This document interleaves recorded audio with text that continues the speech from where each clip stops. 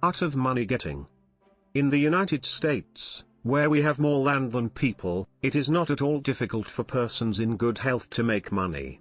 In this comparatively new field there are so many avenues of success open, so many vocations which are not crowded, that any person of either sex who is willing, at least for the time being, to engage in any respectable occupation that offers, may find lucrative employment. Those who really desire to attain an independence, have only to set their minds upon it, and adopt the proper means, as they do in regard to any other object which they wish to accomplish, and the thing is easily done. But however easy it may be found to make money, I have no doubt many of my hearers will agree it is the most difficult thing in the world to keep it. The road to wealth is, as Dr. Franklin truly says, as plain as the road to the mill. It consists simply in expending less than we earn. That seems to be a very simple problem. Mr. Micawber, one of those happy creations of the genial Dickens, puts the case in a strong light when he says that to have an income of £20 per annum, and spend £20 and sixpence, is to be the most miserable of men, whereas, to have an income of only £20, and spend but £19 and sixpence is to be the happiest of mortals. Many of my readers may say, we understand this is economy, and we know economy is wealth, we know we can't eat our cake and keep it also. Yet I beg to say that perhaps more cases of failure arise from mistakes on this point than almost any other. The fact is, many people think they understand economy when they really do not. True economy is misapprehended, and people go through life without properly comprehending what that principle is. One says, I have an income of so much and here is my neighbor who has the same, yet every year he gets something ahead and I fall short. Why is it? I know all about economy. He thinks he does, but he does not. There are many who think that economy consists in saving cheese parings and candle ends, in cutting off 2p from the laundress bill and doing all sorts of little, mean, dirty things. Economy is not meanness. The misfortune is, also, that this class of persons let their economy apply in only one direction. They fancy they are so wonderfully economical in saving a halfpenny where they ought to spend 2p, that they think they can afford to squander in other directions. A few years ago, before kerosene oil was discovered or thought of, one might stop overnight at almost any farmer's house in the agricultural districts and get a very good supper, but after supper he might attempt to read in the sitting room, and would find it impossible with the inefficient light of one candle. The hostess, seeing his dilemma, would say, it is rather difficult to read here evenings. The proverb says you must have a ship at sea in order to be able to burn 2 candles at once. We never have an extra candle except on extra occasions. These extra occasions occur, perhaps, twice a year. In this way the good woman saves $5, $6, or $10 in that time, but the information which might be derived from having the extra light would, of course, far outweigh a ton of candles. But the trouble does not end here. Feeling that she is so economical in tallow candles, she thinks she can afford to go frequently to the village and spend $20 or $30 for ribbons and furbelows, many of which are not necessary. This false economy may frequently be seen in men of business, and in those instances it often runs to writing paper. You find good businessmen who save all the old envelopes and scraps, and would not tear a new sheet of paper, if they could avoid it, for the world. This is all very well. They may in this way save $5 or $10 a year, but being so economical, only in note paper, they think they can afford to waste time, to have expensive parties, and to drive their carriages. This is an illustration of Dr. Franklin's saving at the spigot and wasting at the bunghole, penny wise and pound foolish. Punch, in speaking of this one idea class of people, says they are like the man who bought a penny herring for his family's dinner and then hired a coach and four to take it home. I never knew a man to succeed by practicing this kind of economy. True economy consists in always making the income exceed the outgo. Wear the old clothes a little longer if necessary, dispense with the new pair of gloves, mend the old dress, live on plainer food if need be, so that, under all circumstances, unless some unforeseen accident occurs, there will be a margin in favor of the income. A penny here, and a dollar there, placed at interest, goes on accumulating, and in this way the desired result is attained. It requires some training, perhaps, to accomplish this economy, but when once used to it, you will find there is more satisfaction in rational saving than in irrational spending. Here is a recipe which I recommend. I have found it to work an excellent cure for extravagance, and especially for mistaken economy. When you find that you have no surplus at the end of the year, and yet have a good income, I advise you to take a few sheets of paper and form them into a book and mark down every item of expenditure. Post it every day or week in 2 columns, one headed necessaries or even comforts, and the other headed luxuries, and you will find that the latter column will be double, treble, and frequently 10 times greater than the former. The real comforts of life cost but a small portion of what most of us can earn. Dr. Franklin says it is the eyes of others and not our own eyes which ruin us. If all the world were blind except myself, I should not care for fine clothes or furniture. It is the fear of what Mrs. Grundy may say that keeps the noses of many worthy families to the grindstone. In America many persons like to repeat we are all free and equal, but it is a great mistake in more senses than one. That we are born free and equal is a glorious truth in one sense, yet we are not all born equally rich, and we never shall be.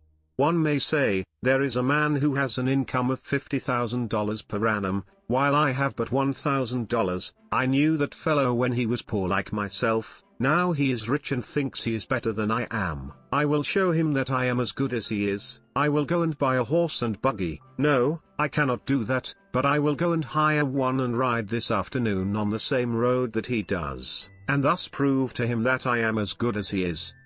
My friend, you need not take that trouble. You can easily prove that you are as good as he is. You have only to behave as well as he does, but you cannot make anybody believe that you are rich as he is.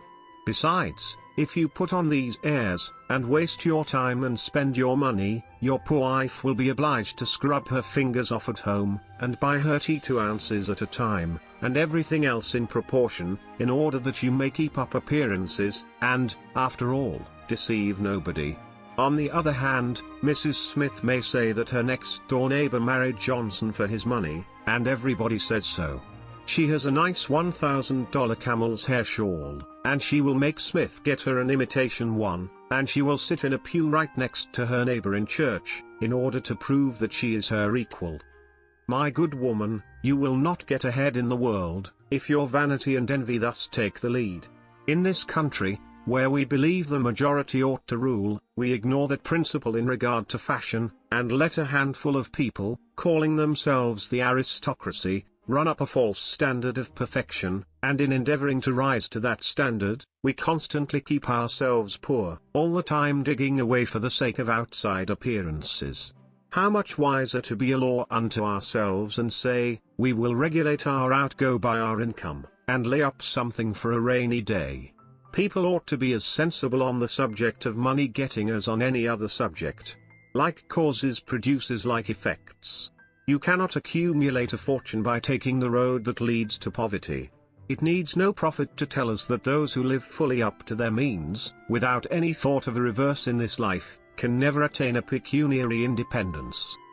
Men and women accustomed to gratify every whim and caprice, will find it hard, at first, to cut down their various unnecessary expenses, and will feel it a great self-denial to live in a smaller house than they have been accustomed to, with less expensive furniture, less company, less costly clothing, fewer servants, a less number of balls, parties, theatre-goings, carriage ridings, pleasure excursions, cigar smokings, liquor drinkings, and other extravagances. But, after all, if they will try the plan of laying by a nest egg, or, in other words, a small sum of money, at interest or judiciously invested in land, they will be surprised at the pleasure to be derived from constantly adding to their little pile, as well as from all the economical habits which are engendered by this course.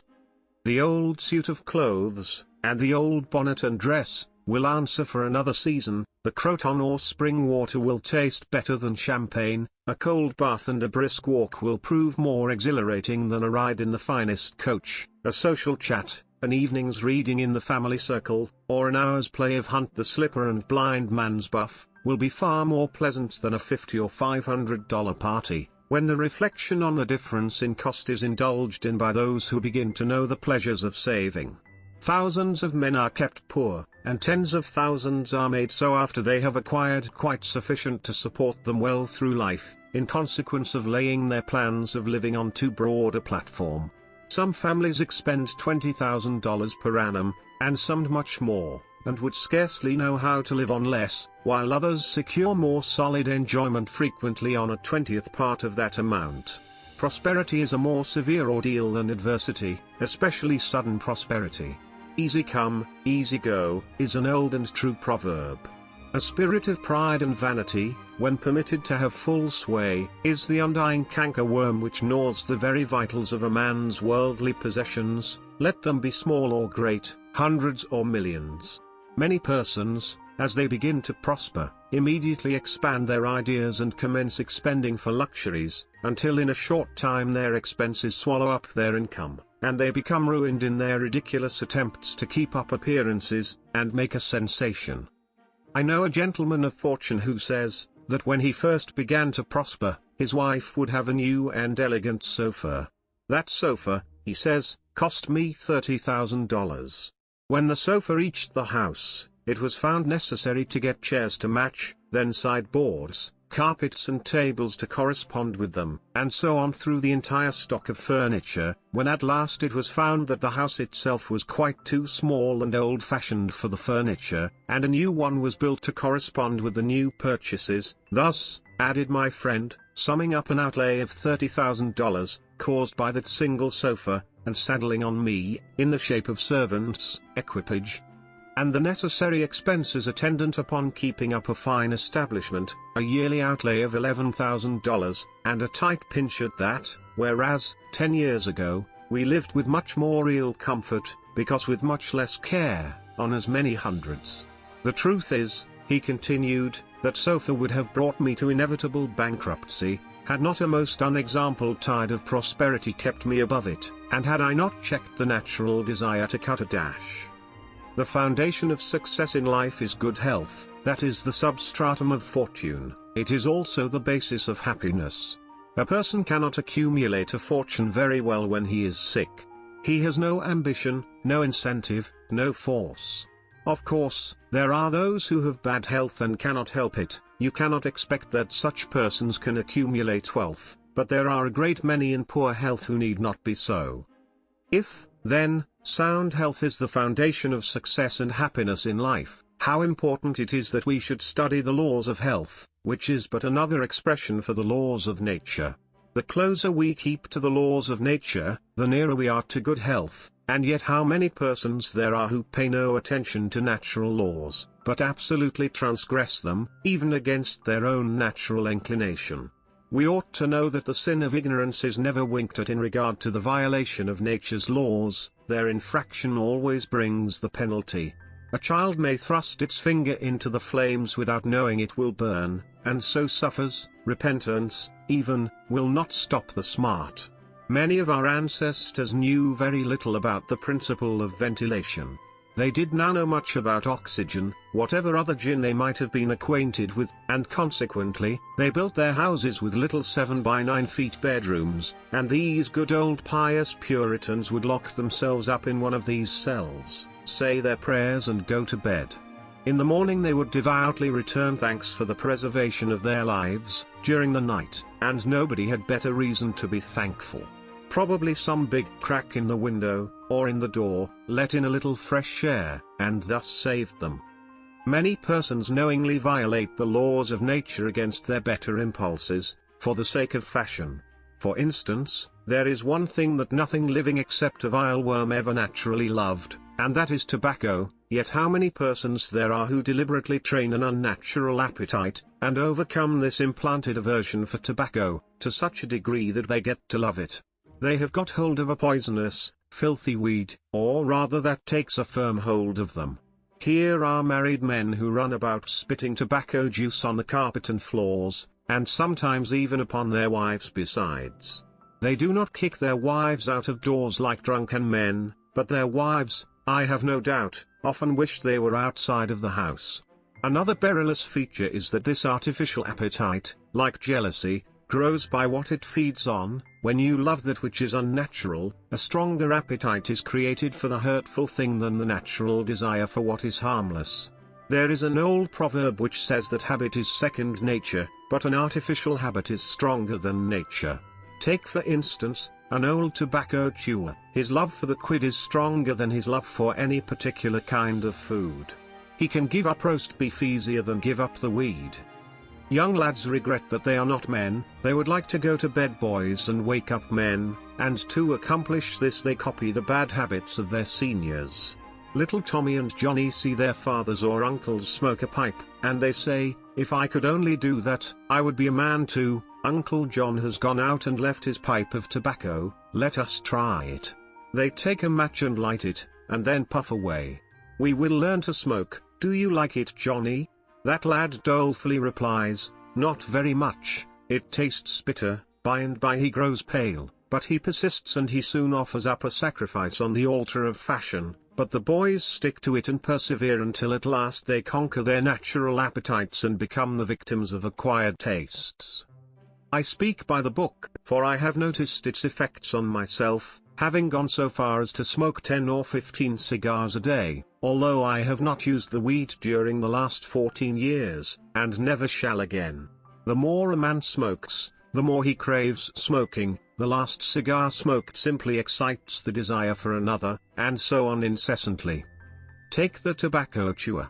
In the morning, when he gets up, he puts the quid in his mouth and keeps it there all day, never taking it out except to exchange it for a fresh one, or when he is going to eat. Oh, yes, at intervals during the day and evening, many a chewer takes out the quid and holds it in his hand long enough to take a drink, and then pop it goes back again. This simply proves that the appetite for rum is even stronger than that for tobacco. When the tobacco chewer goes to your country seat and you show him your grapery and fruit house, and the beauties of your garden, when you offer him some fresh, ripe fruit, and say, "My friend, I have got here the most delicious apples, and pears, and peaches, and apricots, I have imported them from Spain, France and Italy, just see those luscious grapes, there is nothing more delicious nor more healthy than ripe fruit, so help yourself, I want to see you delight yourself with these things." He will roll the dear quid under his tongue and answer, "No, I thank you, I have got tobacco in my mouth." His palate has become narcotized by the noxious weed, and he has lost, in a great measure, the delicate and enviable taste for fruits. This shows what expensive, useless and injurious habits men will get into. I speak from experience. I have smoked until I trembled like an aspen leaf, the blood rushed to my head, and I had a palpitation of the heart which I thought was heart disease, till I was almost killed with fright. When I consulted my physician, he said break off tobacco using. I was not only injuring my health and spending a great deal of money, but I was setting a bad example. I obeyed his counsel.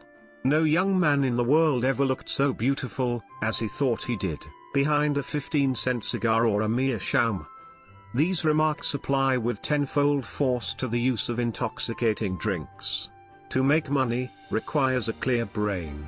A man has got to see that 2 and 2 make 4, he must lay all his plans with reflection and forethought, and closely examine all the details and the ins and outs of business. As no man can succeed in business unless he has a brain to enable him to lay his plans, and reason to guide him in their execution, so, no matter how bountifully a man may be blessed with intelligence, if the brain is muddled, and his judgment warped by intoxicating drinks, it is impossible for him to carry on business successfully. How many good opportunities have passed, never to return, while a man was sipping a social glass, with his friend?